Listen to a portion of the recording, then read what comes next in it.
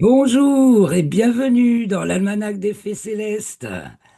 Je suis Claire Henrion, ravi de vous retrouver pour la présentation du bulletin astronomique pour la période du 7 au 14 septembre 2025, la troisième phase de la troisième lune d'été nord, hiver sud.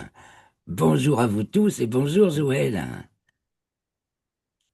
Bonjour Claire. Merci beaucoup d'être là avec moi, c'est vraiment très encourageant.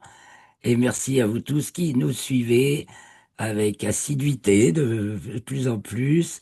Merci à tous nos abonnés. Si ce n'est pas fait, abonnez-vous, clique. Merci pour vos commentaires, vos partages, vos likes. Merci pour tout. Un petit coup de pouce, un petit tip si vous pouvez, ça aidera bien la cagouille céleste, comme je me nommais auparavant, à continuer à vous produire le détail de tout ce que vous pouvez voir dans le ciel. Alors, donc, je vous emmène de semaine en semaine, ou plutôt de phase lunaire en phase lunaire, vous préparez à voir ce que vous pourrez voir et savoir ce que vous ne verrez pas dans le ciel. Car à Rocastre, nous avons les pieds sur terre, la tête dans les étoiles, les mains à l'œuvre et le cœur joyeux. Et on avance bien, bien, bien. Donc, merci. C'est parti. Donc, cette semaine, c'est la troisième phase de la troisième lune d'été, nord, hiver, sud. Et donc, c'est de la pleine lune au dernier quartier, pleine lune le dimanche 7 septembre à 20h14. Elle est assortie d'une magnifique éclipse totale de lune que nous allons pouvoir apprécier au lever de la lune, donc au coucher du soleil, à l'opposé.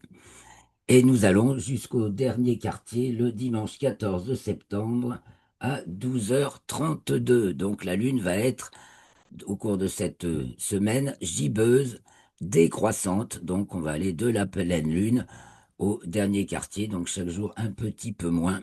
Nous allons voir le Soleil qui se couche sur la Lune une fois passée la pleine Lune. Alors on va d'abord aller voir l'affiche pour faire le résumé des événements de la semaine. Mais bien sûr, le gros événement de la semaine, c'est l'éclipse de lune pour cette pleine lune du 7 septembre.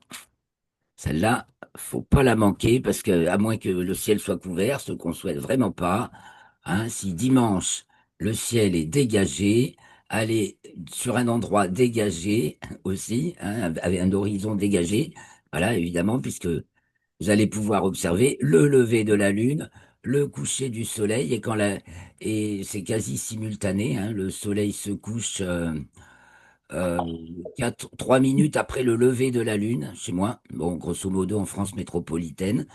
Donc chez moi, c'est la lune se lève à 20h14, évidemment, c'est autour de cette heure-ci pour les autres lieux.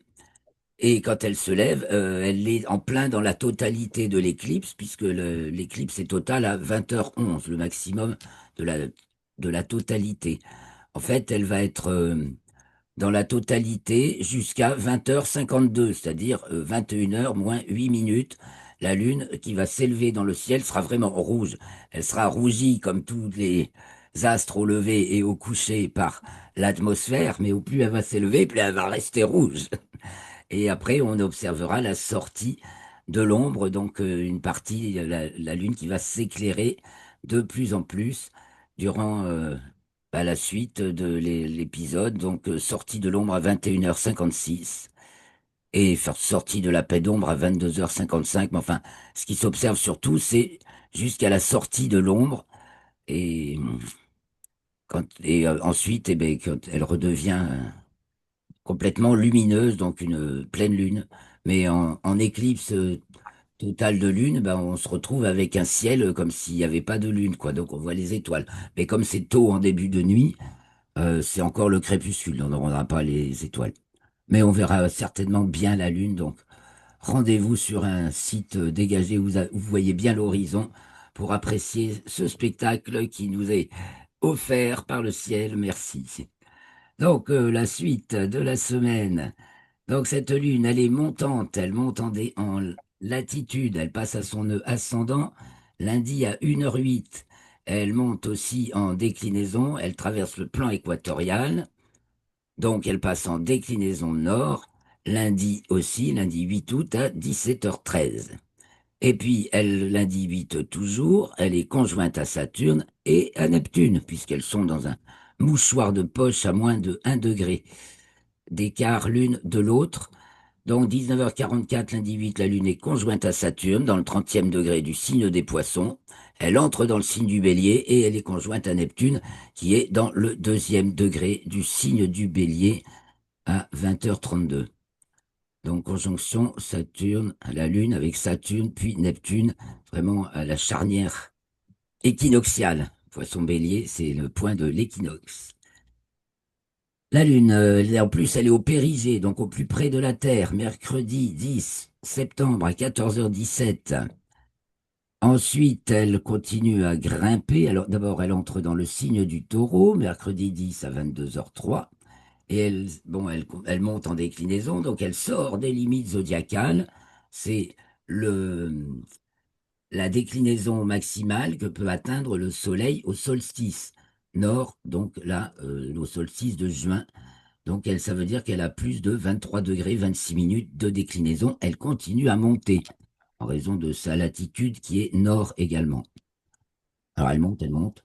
Ça veut dire que concrètement, chaque jour, vous la voyez culminer un peu plus haut, se lever un peu plus vers l'est-nord-est et se coucher un peu plus vers l'ouest-nord-ouest, comme le soleil au printemps et en été. Non, pardon, en hiver et au printemps, quand les jours augmentent. Là, ensuite, je reviens à vendredi 12 septembre, 23h38. Elle entre dans le signe des Gémeaux. Elle va donc être dans la foulée conjointe aux Pléiades, samedi 13 à 0h03, puisque les Pléiades marquent de nos jours, en raison de la précession des équinoxes, le premier degré du signe des Gémeaux. Et paf, elle est conjointe à Uranus, qui se trouve juste en dessous des Pléiades, samedi 13 septembre à 2h02. Donc là, évidemment, Uranus, on la voit pas à l'œil nu, elle est en dessous de la Lune, mais on peut la chercher avec aux jumelles. Bon, on la voit mieux quand il n'y a pas la Lune. Ensuite, elle est conjointe à l'étoile Aldébaran du Taureau, samedi 13 à 16h39. Là, elle passe nettement au-dessus de l'étoile en ce moment, toujours une dizaine de degrés au-dessus de l'étoile. Et puis, elle atteint sa latitude maximale dimanche 14 à 6h31. Donc, on appelle ça les ailes du dragon, son point qu'elle peut atteindre le plus haut au-dessus du plan de l'écliptique, c'est toujours 5 degrés. Le plan de l'orbite lunaire est incliné de 5 degrés 17 minutes par rapport au plan de l'écliptique, c'est-à-dire le plan Terre-Soleil, le plan que décrit la Terre en tournant autour du Soleil. Le dernier quartier a donc lieu à 12h32. Et à ce moment-là, la Lune est conjointe à l'étoile Elnat, bêta du Taureau, qui marque le bout de la corne, qui prolonge la corne où il y a Aldébaran, voilà, et qui fait la jonction avec la constellation du Cocher. Et la Lune occulte l'étoile, hein, elles sont à 7 minutes d'écart seulement. Elle l'occulte pour le centre du Pacifique et les Amériques du sud de l'Amérique du Nord au nord de l'Amérique du Sud. Et elle atteint sa déclinaison maximale ce dimanche 14 à 23h07, donc là 28 degrés au-dessus du plan de l'équateur, donc bien au-delà du Soleil, 5 degrés plus haut que le Soleil au moment du solstice de juin. Alors voilà pour la Lune, on est gratiné donc cette semaine, hein, plein de choses. On la verra donc conjointe, ce qu'on verra avec nos yeux, c'est conjointe à Saturne lundi soir. On la verra à côté des Pléiades, donc ça se lève maintenant tôt, hein, de plus en plus tôt, bien sûr. Les étoiles sur 4 minutes plus tôt chaque jour. Donc les Pléiades se lèvent à 22h22 samedi 13, la Lune 4 minutes plus tôt. Et donc il y a Uranus dans on a une association Lune, planète, étoile, Lune, Uranus, Pléiades.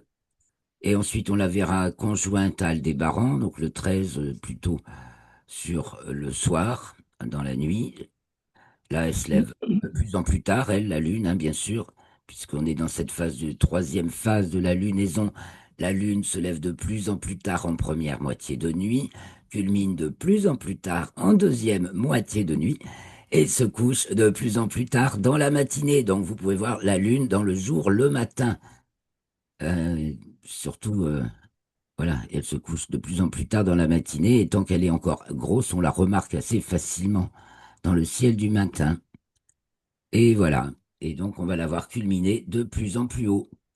Donc, à part ça, se passe-t-il au niveau des planètes? Eh bien, nous avons l'opposition, enfin, non, la conjonction supérieure de Mercure. Conjonction supérieure de Mercure, c'est-à-dire alignement Terre, Soleil, Mercure. Mercure est de l'autre côté du Soleil, donc au plus loin de la Terre. Elle atteindra son apogée le 21 septembre. C'est un peu décalé par rapport au périgée, mais par rapport à la conjonction supérieure. Nous en sommes ici, mais c'est toujours dans une fourchette de quelques jours. Là, il y a 8 jours. Donc, c'est aussi une opposition Terre-Mercure ou Mercure-Terre en héliocentrique. Je rappelle, en bleu, c'est en héliocentrique, donc du point de vue du Soleil. Toutes les autres couleurs, c'est en géocentrique, du point de vue de la Terre. Et il y a des variations de couleurs. En noir, c'est dans le plan de l'écliptique. En rose aussi, mais c'est euh, en rapport avec d'autres astres du système solaire, donc planètes ou Soleil, et Lune, bien sûr. Et en vert, c'est la Lune ou les planètes avec les étoiles. Voilà, donc l'entrée de Vénus devant l'arrivée de Vénus devant la constellation du Lion, mardi 9 à 22h21. Elle sera jusqu'au 8 octobre devant la constellation du Lion, Vénus, donc toujours visible le matin. Il y a la Lune conjointe au plein Mars qui est conjointe à l'étoile Spica de la Vierge, Alpha de la Vierge. C'est visible très très très difficilement dès que tout début de nuit dans les lueurs du crépuscule. Donc là c'est pareil, il faut un horizon hyper dégagé. Bon, vous êtes avantagé si vous êtes plus au sud et c'est quand même très délicat, hein. Elles se couchent très vite les deux. Et je veux une petite image de Mars et Spica, très récente, là, du 2 septembre, à vous montrer.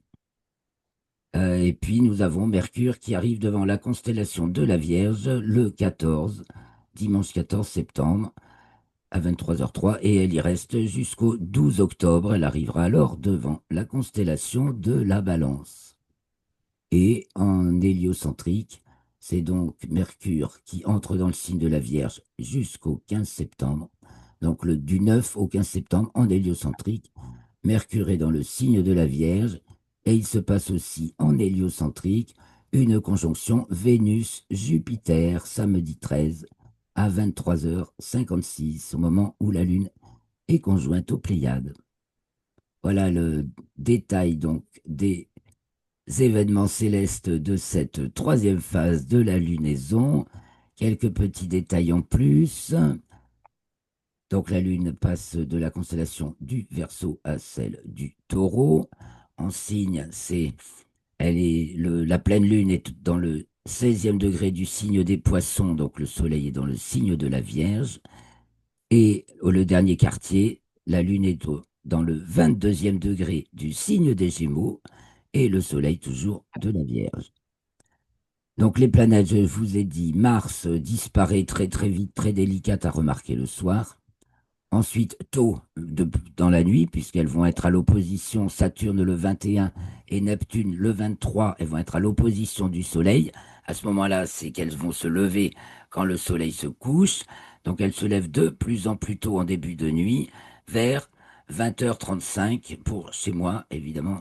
C'est un peu variable selon votre localisation en France métropolitaine, mais de toute façon, où que vous soyez, elles se lèvent un peu de plus en plus tôt en début de nuit, les deux planètes, Saturne et Neptune. Bon, on ne verra pas bien Neptune cette semaine à cause de la pleine lune et de sa conjonction à la lune, mais dès que la lune se lève euh, tard dans, tard dans la nuit, ben, on pourra observer Neptune, donc même les jours aux alentours du dernier quartier. Nous avons ensuite Uranus qui se lève maintenant vers 23 heures, puis Jupiter qui se lève vers 2h20, et puis Vénus qui, elle, raccourcit un peu son temps de visibilité, donc qui passe dans la constellation du Lion et qui se lève entre 4 heures moins le quart et 5 heures. Et puis Mercure, donc totalement invisible, puisqu'elle est en conjonction supérieure. Elle va donc passer dans le ciel du soir, mais elle restera invisible, car elle va être mal positionnée par rapport à l'écliptique, et on la verra pas sortir de- dans le ciel. Elle sera quasiment invisible dans toute la période où elle va être du soir, là, pour nous, dans l'hémisphère nord. À part ça, la Lune est conjointe à la petite planète, l'astéroïde numéro 1, Cérès, le 9 septembre. Nous avons des étoiles filantes, en particulier le maximum des Epsilon Persei de 2 septembre, le 9 septembre. Bon, il y en a 5, hein. Et nous avons, enfin, ça veut dire taux horaire zénital maximal 5, normalement 5 à l'heure, passant au zénith. Nous avons les états éridanides également, donc l'éridan, c'est en dessous du taureau, d'Orion, voilà, donc on voit en fin de nuit, les sextantides de jour en dessous du lion, alors encore plus en fin de nuit, et les taurides sud qui, elles, vont traverser le ciel jusqu'au 20 novembre. C'est un essaim qui dure très longtemps.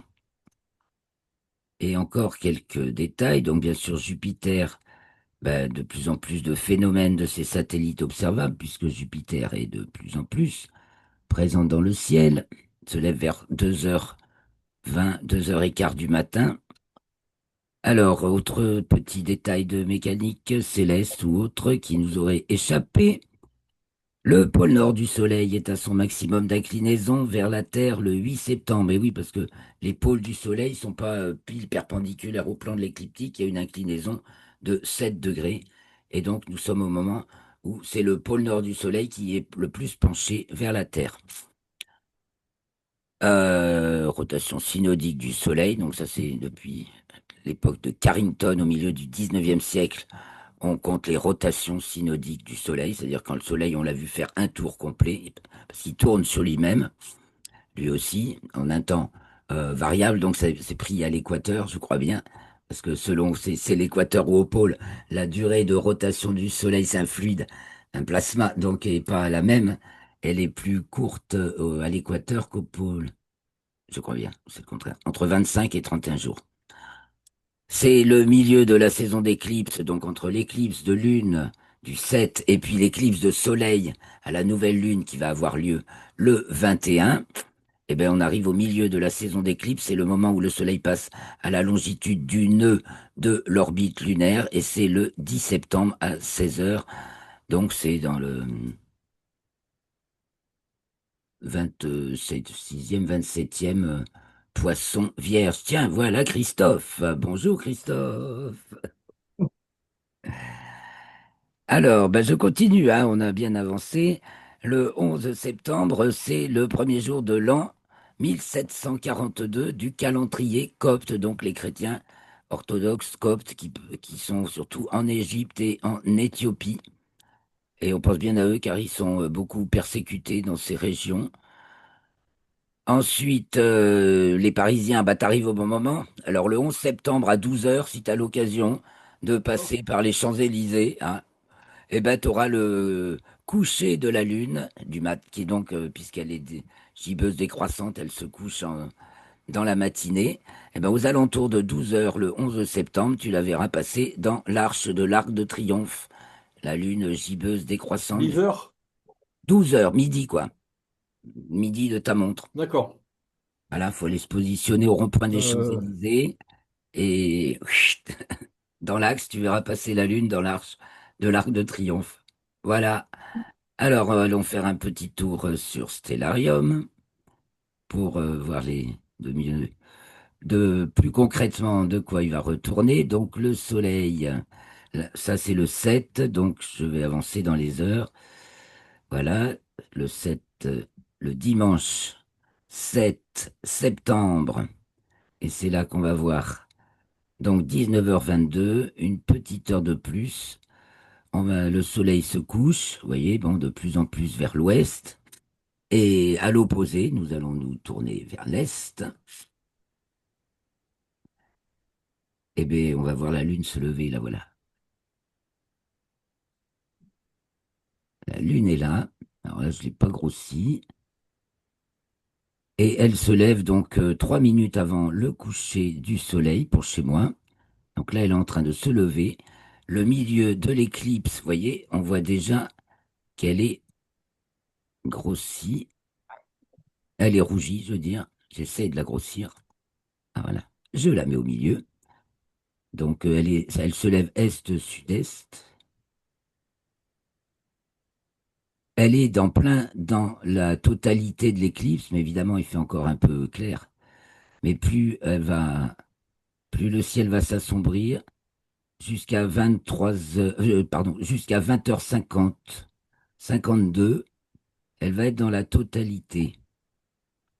Voilà, des 20h52, c'est le début de la fin de la totalité. Donc à partir de là, ben, on va voir qu'elle s'éclaircit. Voilà, elle sort de l'ombre de la Terre petit à petit. Et voilà donc le spectacle. Après la lune rouge à son lever jusqu'à 20h50, eh bien on la verra s'éclaircir et reprendre ses couleurs normales de cette manière-là, au fur et à mesure qu'elle sort de l'ombre de la Terre. Voili voilou.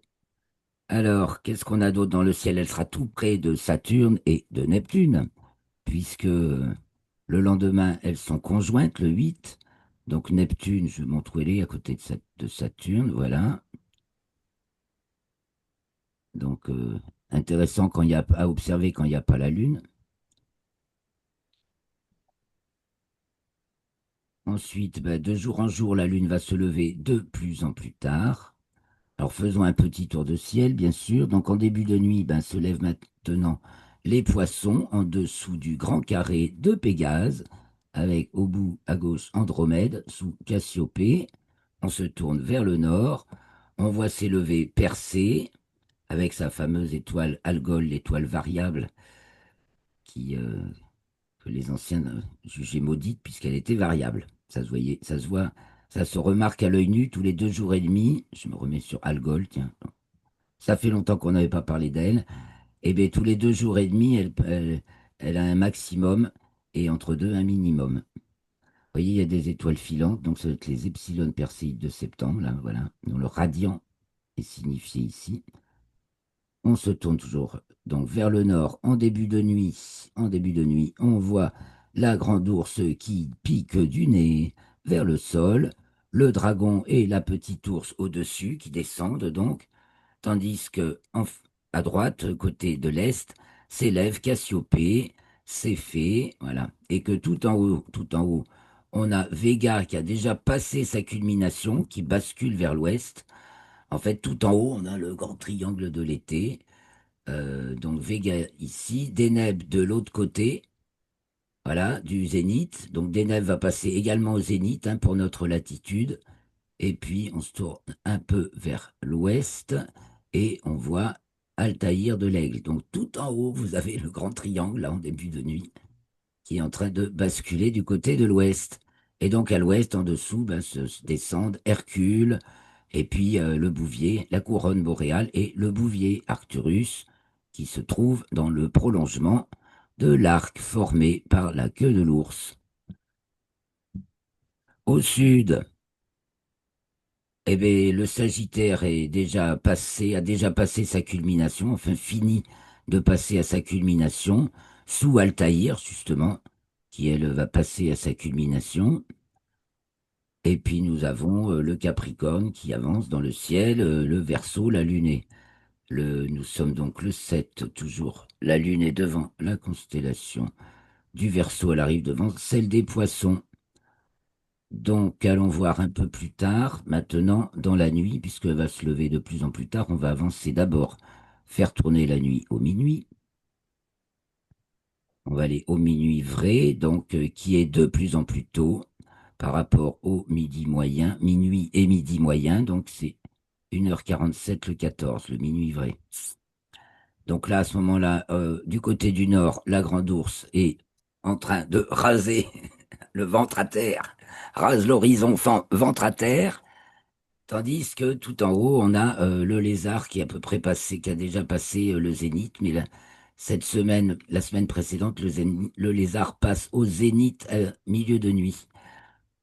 Alors, on va se centrer sur la Lune, on va la suivre. Je sais qu'il nous reste déjà plus beaucoup de temps. Donc, vous voyez, il y a Capella du cocher qui s'élève.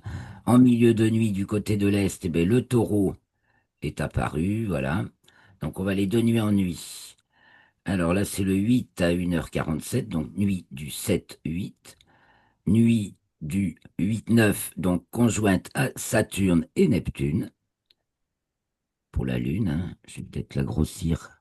Je vais mettre le grossissement artificiel, comme ça on verra mieux sa phase. Voilà. Le lendemain, 8 nuit du 9 au 10, elle est devant la constellation des Poissons. Le lendemain, nuit du 10 au 11, devant celle du Bélier, et près de l'étoile Amal. Le surlendemain, nuit du 11 au 12, elle est toujours devant le Bélier. Elle approche des Pléiades, vous voyez, qui sont ici. Donc, nuit du 12-13, eh ben, elle est conjointe aux Pléiades en début de nuit. Voilà. Et ici, Aldébaran, je trace l'écliptique pour qu'on voit bien. Voilà. Donc, elle passe en conjonction aux Pléiades le 12 et à Uranus également. Alors, grossissons un peu, là, voilà. Uranus est ici. Notre lune gibbeuse décroissante, les Pléiades. Et ensuite, on va la voir conjointe à Aldébaran du Taureau, donc ici Aldébaran, et ici Elnat, voilà, j'en parle souvent. Donc ici Aldébaran, voilà. Donc le lendemain, c'est là qu'elle est conjointe à Aldébaran, pratiquement. Et ensuite, conjointe à Elnat, nous arrivons au dernier quartier, c'est le jour du 14. Donc à ce moment-là, elle se lève au milieu de la nuit, levée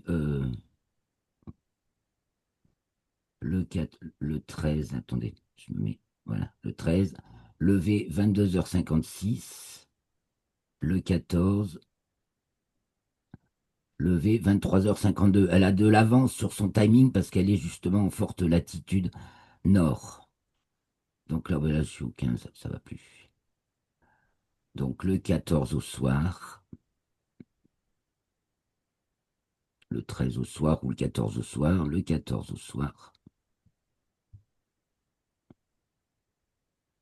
Voilà, hop, t'es parti trop vite, lune. Voilà, mais on la voit, bah, du coup, on voit ce qu'on a dans le ciel du matin. Donc Jupiter, n'est-ce pas, qui se lève vers 2h20, 2h du matin, en fin de nuit. Ici Castor, ici Pollux, des Gémeaux, donc la baguette conjointe. Et puis une petite heure, 3h, 4h. J'ai dit Vénus se lève vers 5h du matin. Donc ici Vénus, donc ciel du matin, du côté de l'Est. Ben, vous voyez Vénus avec qui s'approche du Lion qui se lève donc en fin de nuit.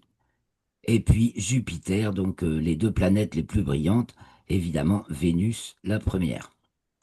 Voilà, voilà, je crois que je vais pas avoir le temps de vous parler grand-chose d'autre. En fin de nuit, nous avons donc tout notre grand alignement des étoiles d'hiver, Sirius, les trois mages d'Orion, Aldébaran du Taureau et les Pléiades ici, qui, ici, là, qui s'élèvent. Voilà, ça fait un bel alignement, donc du côté de l'Est. Alors, aura-t-on le temps de changer d'autres propos? Non, vous retrouverez tout le reste des informations dans l'article, dans le lien et dans la description. Merci beaucoup pour toute votre attention. À la semaine prochaine. Je vous souhaite une excellente pleine lune, éclipse, et puis tutti quanti la suite. Bien entendu, une excellente semaine. Salut les amis, merci beaucoup. You're welcome.